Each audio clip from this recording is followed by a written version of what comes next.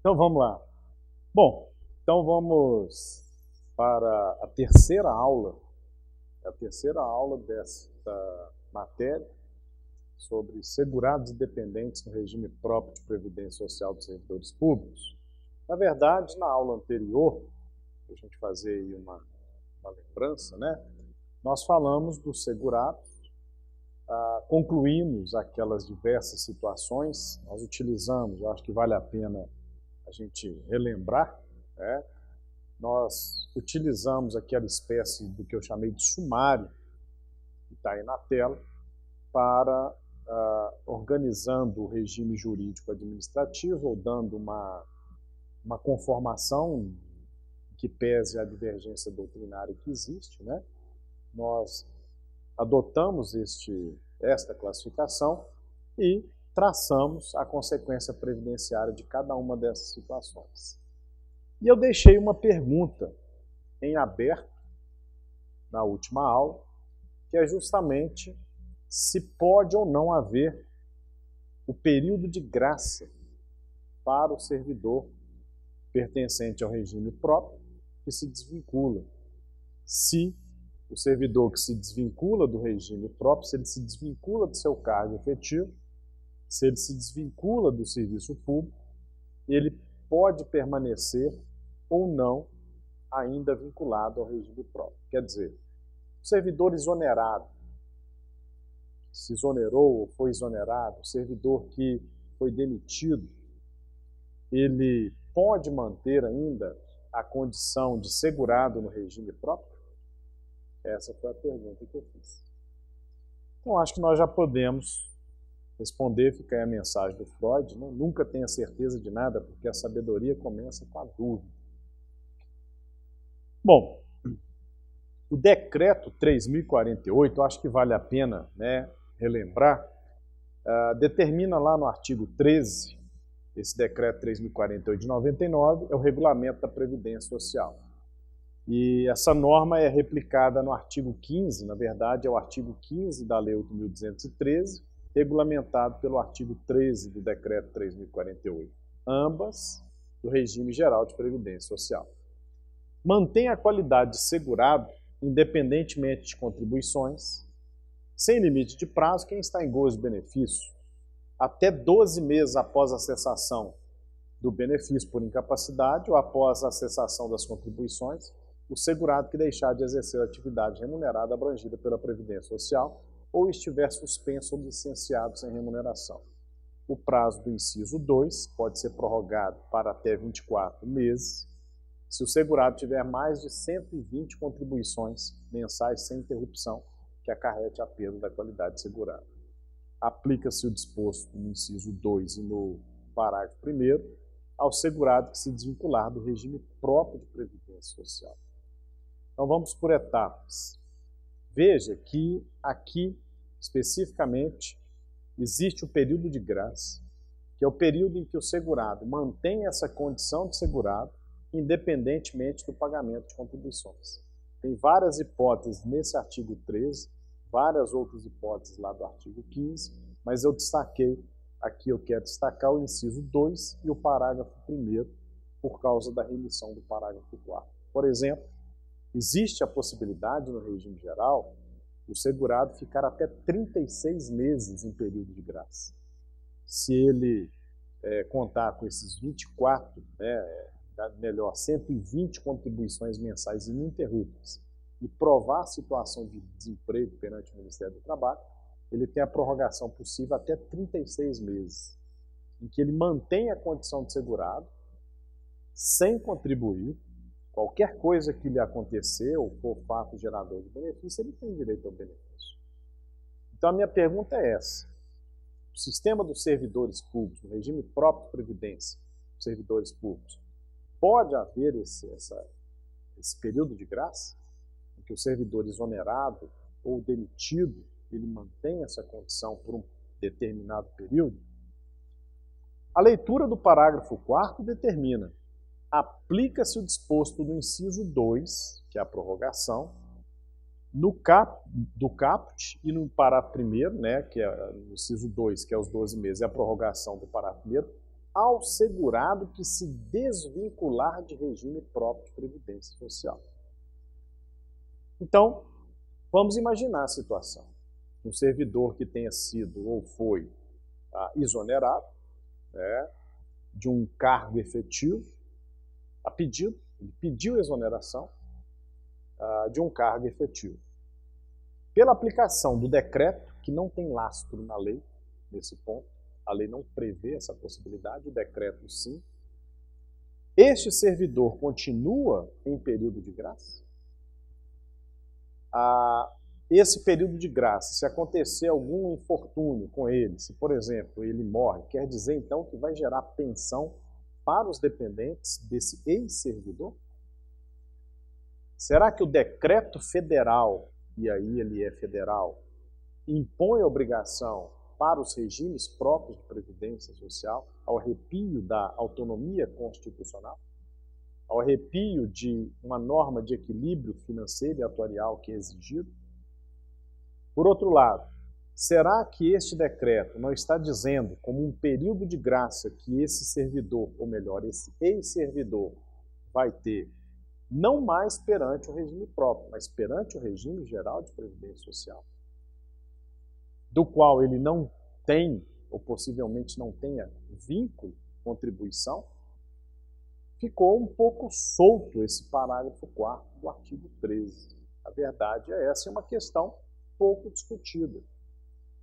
Uma questão muito pouco discutida, porque, no primeiro momento, a resposta para a pergunta que eu fiz, a leitura do parágrafo 4º do artigo 13 é sim. Ele tem período de graça, né, se desvincular do regime próprio de previdência social. A leitura é clara.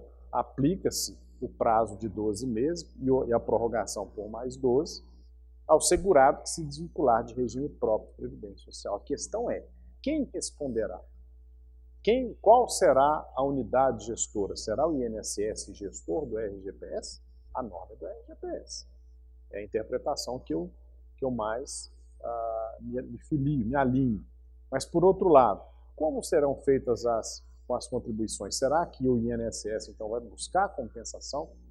Mas a compensação não é só em caso de aposentadoria, pela Lei 9796, há toda aí uma necessidade de disciplina da matéria. Veja aqui alguns julgados para ilustrar a questão.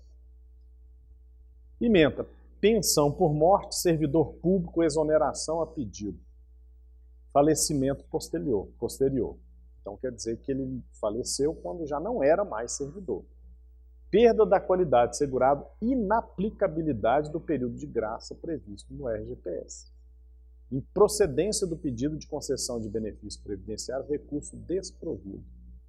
O falecimento do antigo servidor, após a sua exoneração do cargo público, não autoriza a concessão de pensão por morte à esposa e filhos, quando o regime próprio de previdência social, a que estava submetido o segurado, não determina a incidência do período de graça previsto no regime geral de previdência social.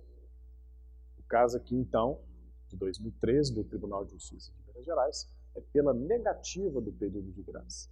Entendimento mais restrito. E vem a questão, né? Vamos tentar ir para lá e para cá, vamos tentar efetivamente criticar de um lado e de outro. Bom, e como ficam então as contribuições que ele verteu para o sistema? Será que isso não daria a ele um direito de período de graça? Imagina na situação daquele segurado de regime próprio que verteu mais de 120 contribuições mensais. Quer dizer, mais de 10 anos.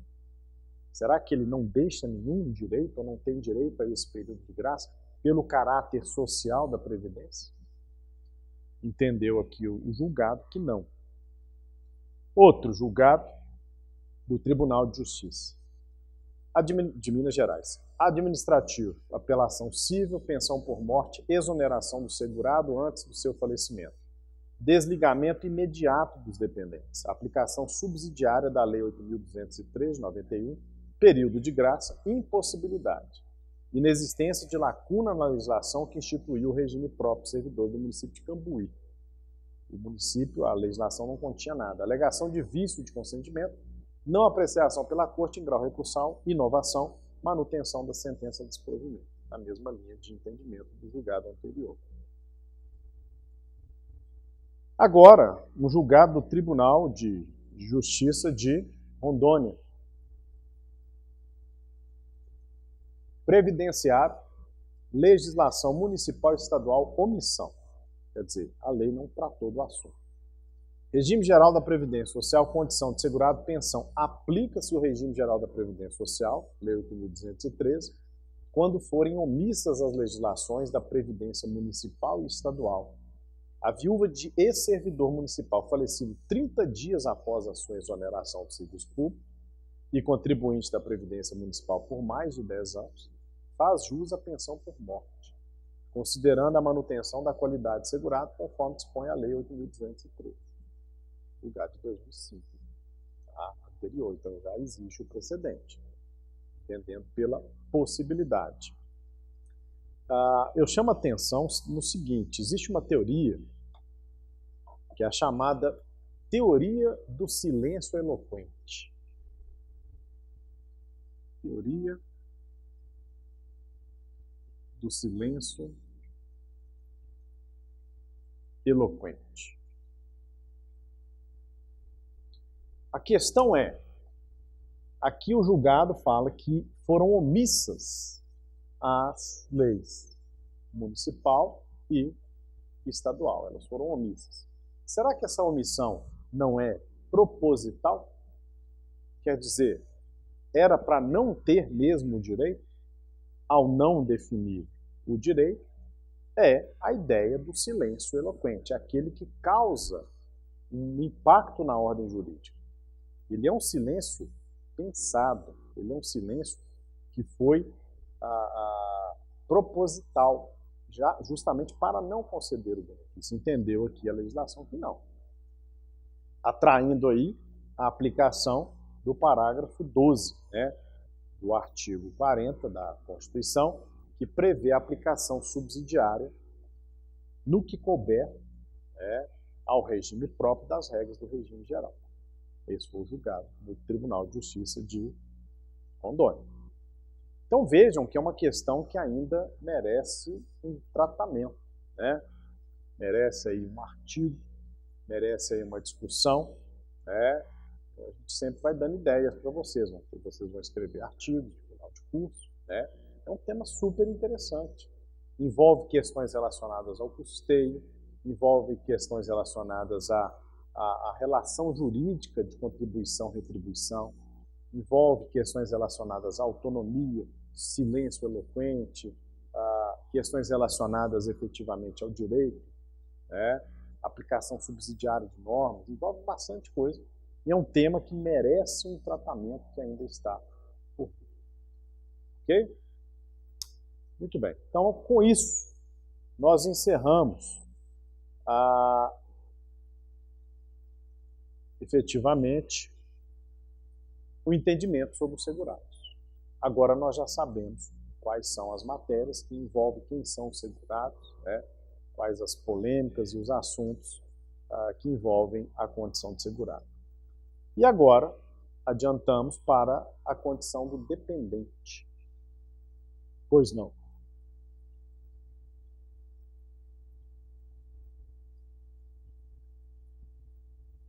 A pergunta da colega é se a teoria do silêncio eloquente gera uma presunção para o servidor ou contra o servidor? Para o servidor, a favor dele, né? Bom, a teoria do silêncio eloquente, ela não é muito desenvolvida aqui no país, a verdade é essa. Ela vem do sistema norte-americano. Ela demanda uma interpretação histórica. Eu vou te dar um exemplo para entender bem. Quando dos trabalhos da proposta de emenda à Constituição número 33, que acabou se tornando a emenda constitucional número 20, o Congresso Nacional cogitou, porque houve emenda, na verdade, na proposta inicial não tratava do assunto, depois houve uma emenda incluindo esse assunto que acabou na aprovação da emenda sendo retirado, que era a questão de incluir, por ocasião da emenda 20, a contribuição do servidor inativo. Então, com a emenda 20, não veio a previsão constitucional de cobrança da contribuição do inativo. Mas a matéria foi debatida, quer dizer, não foi uma omissão irresponsável. Ela foi debatida e nos debates entenderam por não aprovar. Quer dizer, era uma omissão querida. Era uma omissão que era eloquente. Não era para ter. Certo? Nesse caso aí, militou em favor do aposentado do regime próprio, porque aí ele não teria contribuído. Mas 5 anos depois veio a PEC 40, transformada na emenda 41, que de forma diferente daqueles debates da emenda 20, né, que precederam a emenda 20, inseriu a contribuição do inativo a partir da emenda 41, tem a previsão no artigo 40. Quer dizer, a teoria não faz, entre aspas, coisa julgada, ela não engessa, ela possibilita o entendimento, mas dentro dessa interpretação histórica, se naquele momento não foi previsto aquele assunto, é porque não era para ser. Então, essa discussão deve ser pensada na questão do período de graça. Aí, se entender que vai militar ou não a favor do segurado. Porque se entender que a legislação municipal não previu e não era de se prever porque não era para conceder, milita em desfavor do segurado. Agora, se por outro lado não se tem um silêncio eloquente, for uma omissão que a gente chama de omissão negligente ou irresponsável ou culposa, seja como for, ela não foi trabalhada, né? É uma omissão mesmo, aquela real, poderia dizer então que aplica-se subsidiariamente o RGPS, e aí seria em favor dele. Então, na verdade, a teoria do silêncio eloquente, ela tem uma tendência mais em desfavor do segurado nessa perspectiva que eu mencionei. Mas aí depende de situação a situação, né? Bom, então voltando aqui para a gente relembrar isso que eu já falei. Eu falei isso no início da primeira aula, desse modo, do conceito de dependente, né? Toda pessoa física vinculada ao segurado de maneira a dele depender para a sua sobrevivência, seja por laços familiares, afetivos ou por aqueles requisitos definidos em lei. Lei de cada unidade da federação, está aí logo embaixo. Como nós vimos, o universo de segurados é definido pela Constituição, enquanto que o universo de dependentes para o regime próprio é definido pela lei de cada unidade da federação. E aí atrai o princípio da autonomia. A unidade da federação tem a capacidade de autolegislação, autogoverno, autoadministração, podendo criar o rol de dependentes e os requisitos necessários para considerar aquela pessoa como dependente. Não existe previsão constitucional de dependentes. A Constituição não prevê a situação dos dependentes. Isso é do plano legal. Bom, isso nós já vimos, só para relembrar. Agora nós vamos tratar de um assunto também complexo. Complexo e que confesso para vocês, pouco tratado, que deveria ter aí mais um tratamento, né, sobre a matéria. Dependência econômica. Na verdade, a condição de dependente, ela vai girar em torno de duas coisas, na verdade 3. Né? Que são os vínculos familiares, ou os vínculos de parentesco. Outra, que é a dependência econômica, aquela ideia de ficar vinculado de maneira a depender do segurado para sobreviver, a dependência econômica. Ou uma terceira situação, terceiro pilar aí de sustentação, que são os requisitos definidos por lei. Mas dependência econômica e vínculo familiar ou laços familiares são dois componentes que sempre estão presentes ali na caracterização do dependente do segurado. A dependência econômica, então, é um pilar de caracterização do dependente nessa condição em relação ao segurado. É aferida conforme o grau de necessidade de sobrevivência do dependente em relação ao segurado. Então percebam que essa dependência econômica é a dependência que uma pessoa guarda em relação a outra para a sua sobrevivência, existindo vários graus de dependência. Tem pessoas que dependem menos e tem pessoas que dependem totalmente, né, de uma outra pessoa. Então essa ideia da gradação, ela é muito pouco trabalhada. Tem pessoas que dependem muito porque não têm a menor condição de exercer atividade laborativa, pessoas inválidas. Por outro lado, tem pessoas que pela tenra idade não podem nem exercer trabalho, ou seja, elas têm um impedimento total, né? E não têm nenhum tipo de exercício de trabalho. Mas isso não quer dizer que essas pessoas não possam ter renda. Uma renda proveniente, por exemplo, de aluguéis, um patrimônio que lhe proveja com aluguéis. Então, será que uma pessoa inválida que receba aluguéis vai ser dependente econômico do segurado? Em razão da invalidez?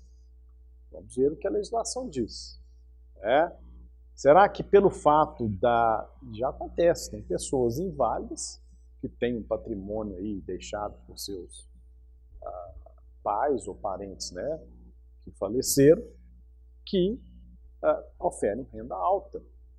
Isso então poderia descaracterizar essa dependência econômica? Qual é o grau de dependência econômica necessário para considerar o dependente como dependente do segurado, a pessoa como dependente do segurado? A legislação não trabalha muito bem isso. Mais do que isso, a legislação não trabalha as hipóteses de perda da condição de dependente por dependência econômica. Muito indagado aí, volta e meia me pergunta, né? O casamento, o novo casamento, a pessoa já foi casada, casa de novo, é hipótese de perda da condição de dependente? É uma questão mais complexa. Porque se você pensar assim, na regra geral, cônjuge, companheiro ou companheira são dependentes. Ex-cônjuge e ex-companheiro ou ex-companheiro perdem a condição de dependente, salvo se mantiverem a relação de dependência pela pensão alimentícia. Aí eles mantêm a condição de dependente recebendo pensão alimentícia. Aí recebendo pensão alimentícia, se casa novamente. Perde então a dependência econômica? Será que o casamento é uma nova fonte de renda para a pessoa ou uma fonte de despesa? Será que casou com uma pessoa mais rica ou mais pobre? E se essa pessoa for dependente dela também? Então fica uma questão mais complexa. E esses graus de dependência, isso não é muito trabalhado nem pela legislação. E acaba caindo no quê? No casuísmo da jurisprudência, de definição de situações pontuais. É um terreno muito propício à atuação profissional do advogado, do gestor, que fundamentadamente vão dizer o porquê deve cancelar o benefício ou porquê deve manter o benefício. A situação fática é muito real. Nós veremos aqui várias situações, mas, por exemplo, o fato de um dependente receber ou ter uma renda própria descaracteriza a condição de dependência econômica? Então é outro ponto que merece um trabalho intenso, a definição de dependência econômica para a caracterização da condição de dependente. A ideia seria interessante criar parâmetros objetivos, ou, na maior possibilidade possível, criar critérios objetivos de caracterização e de descaracterização da condição de dependente pela manutenção ou perda da dependência econômica. Então veja, os critérios ainda não conseguiram atingir uma objetividade. E até para me dizer se existe a possibilidade de ter uma objetividade ou não. Eu, na verdade, gostaria muito de ver um trabalho de fôlego sobre isso, uma tese de doutorado, uma dissertação de mestrado. Eu sei que já tem vários trabalhos aí nessa linha, Mas os critérios não conseguiram objetivar situações, por isso não são previstos em lei. Quando previsto, por vezes nos regulamentos, quer dizer, nos decretos, em algumas portarias, em algumas ordens de serviço. Isso implica em quê? No que eu já mencionei, uma diversidade muito grande de situações fáticas, muito grande, que acaba atraindo definições de outra ordem, componentes sociológicos, psicológicos, psicopedagógicos, de assistência social, de outros ramos do direito, como o direito de família, o direito de sucessões, que vai me atrair alguns conceitos com os quais eu vou precisar, como previdenciarista, trabalhar também. Essa questão, por exemplo, de definir a dependência econômica em âmbito judicial é muito comum uma perícia. Uma perícia caracterizada por um estudo social do caso, que um perito de uma área específica ele possa conduzir esse procedimento. Mas é um campo ainda, a dependência econômica, para mim, do jeito em que está, ela tem sido formatada mais pelas situações fáticas do que pela lei ou pela norma jurídica. E ela tem sido também formatada mais pela jurisprudência. Mais pelos fatos. Nem tudo chega a ser judicializado, mas boa parte pela jurisprudência. Tem sido muito um sistema aqui de common law, o direito feito pelo caso, pelos cases, pelas situações concretas. Isso, por um lado, é bom porque você tem todo o alinhamento daquele caso específico, mas, por outro lado, é ruim que você pode criar distorções. Por que naquele caso concedeu e naquele outro não?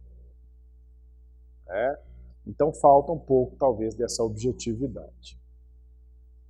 O outro pilar que eu mencionei é o vínculo familiar. O vínculo de parentesco, eu prefiro usar o vínculo familiar porque ele é mais abrangente. Com relação ao critério do vínculo familiar, as legislações das unidades federadas seguem o padrão de considerar cônjuge, companheiro, companheira, filhos, pais e irmãos. Às vezes associando uma coisa e outra, por exemplo, irmãos inválidos, irmãos menores de 21 anos, menores de 18, mas sempre dentro desse vínculo familiar aí. Não trata de primo, tio, é sempre cônjuge, companheiro, companheira, filho, pais e irmãos do segurado, como dependentes para fins do regime próprio. Os RPPS, eles na medida do possível e cada vez mais, vêm seguindo as regras do RGPS quanto à classificação dos dependentes, estabelecendo aquelas 3 classes de dependentes, lá do regime geral, previstas no artigo 16 da Lei 8.213. Dependentes da classe 1, classe 2 e classe 3. Classe 1, no regime geral, são cônjuge, companheiro, companheira, filhos menor de 21 anos, ou inválido, ou deficientes, intelectual ou mental, ou com deficiência grave, que é uma novidade na Lei 8.213. Na classe 2, os pais. Na classe 3, irmãos do segurado, menor de 21 anos, ou inválido, ou com deficiência mental, ou intelectual, ou deficiência grave. Então, para o regime geral, é esse o universo de dependentes. E para o regime próprio, os mais de 2.000 regimes próprios aí existentes, nem todos em funcionamento, mas instituídos, seguem mais ou menos esse padrão. Mas, como eu disse, devido ao fato de cada unidade da federação ter uma lei própria definindo a matéria, as situações podem se diversificar e podem fugir um pouco do padrão previsto no regime geral. Nós vamos ver, por exemplo, que a legislação federal ela destoava bem, era bem diferente do regime geral. A lei, o Estatuto dos Servidores Públicos Federais, a Lei 8.112, era diferente. Depois que ela foi alterada pela medida provisória 664 e a Lei 13.135, é que ela se aproximou do regime geral. Mas outras unidades da federação mantêm uma certa distância. O que é a orientação normativa número 2, que nós já tratamos dela daqui várias vezes, né? Aquela orientação normativa que disciplina o regime próprio de previdência social dos servidores. O que dispõe? Parágrafo 2º do artigo 51. Os regimes próprios deverão observar também a limitação de concessão de benefícios apenas aos dependentes constantes do rol definido para o RGPS, que compreende o cônjuge, o companheiro, a companheira, os filhos, os pais e os irmãos, devendo estabelecer em norma local as condições necessárias para enquadramento e qualificação dos dependentes. Então, o que a norma, a orientação normativa, né, do Ministério da Previdência determina? Podem considerar os regimes próprios como dependentes os mesmos que são considerados por regime geral. Estão aí: cônjuge, companheiro, companheira, filhos, pais e irmãos. Agora, o enquadramento deles, os critérios para classificá-los é da lei de cada unidade da federação. Por exemplo, a questão dos filhos. Vai admitir filho menor? Menor de quantos anos? 18? 21? Pode estender para o universitário de 21 até os 25? No regime geral não pode, mas será que o município pode? Bom, observando aqui a parte final, olha só, devendo estabelecer em norma local as condições necessárias para enquadramento e qualificação, em homenagem ao princípio da autonomia federativa, pode o município, ou o Estado e até mesmo a União dispor da maneira que lhe for conveniente. E, na verdade, da maneira em que comportar o equilíbrio financeiro e atuarial daquele sistema. Essa que é a verdade. Ele não pode conceder um benefício sem que haja precedência da fonte de custeio, sem que haja o equilíbrio financeiro e atuarial. Isso tem que ser refletido e pensado. Mas veja bem, na primeira parte do dispositivo, ao determinar que só podem ser estes aqui, significa que não pode, por exemplo, conceder benefício ao menor sob guarda. Significa, então, que não poderia fixar benefício para o menor sob tutela, enteado. Não poderia fixar benefício para uma pessoa designada pelo segurado. Claro que esta determinação ela não resiste ao princípio da legalidade, né? Eu já venho mencionando. A orientação normativa não é lei. Ela é uma orientação normativa. E o que vigora em termos de lei é a autonomia federativa do ente federado de organizar o seu regime próprio da maneira que lhe aprouver, dentro dos limites da Constituição. E como a Constituição não impõe limites, não haverá de ser uma orientação normativa que iria limitar. Então veja, o RPPS pode definir as condições de elegibilidade para caracterizar o dependente nos termos da lei da unidade federada, de modo igual ou diferente daquelas definidas para o RGPS. É isso que quis explicar a parte final do artigo 51 do parágrafo 2º. Então veja, a orientação normativa limitou em termos, né? Ela quis criar um limite prevendo só para cônjuge, companheiro, companheira, filhos, pais e irmãos. Sendo estes aí, os critérios ficam a cargo do município ou do Estado ou da própria União estabelecer. Mas não é da orientação normativa para a Constituição que a gente faz a interpretação, e sim o contrário. A orientação normativa ela tem que estar compatível com a Constituição, e a Constituição não faz essa limitação. O problema todo é que se o município, se o Estado, ou a própria União, mais municípios e Estados, se descumprem a orientação normativa, se desenquadram da regularidade previdenciária fiscalizada pelo Ministério do Trabalho e Previdência Social, e por enquanto eu estou falando do Ministério do Trabalho e Previdência Social, mas não sei se hoje ainda é, exatamente nesse dia de hoje, se ainda existe esse ministério. Porque há notícias e rumores de que seria uma fusão do Ministério do Trabalho e Previdência com o Ministério da Fazenda. Complicado, né? Será mais uma vez, mais uma rodada, nós teremos uma visão míope da Previdência? Aquela visão em que só se enxerga o custeio é tão nociva quanto aquela que se só enxerga o benefício.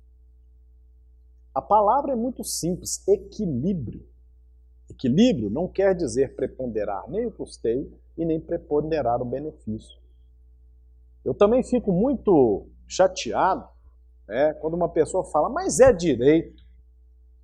Mas tem um autor norte-americano, Cass Sunstein, ele diz, os direitos têm custo. Nós temos que saber o custo dos direitos.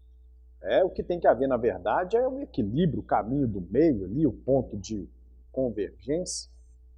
Mas essa ideia, né, de fundir um ministério com o Ministério de Fazenda, de Finanças, soa, pelo menos na aparência, tomara que eu esteja completamente equivocado, né, soa, mais uma vez, como uma desproporção.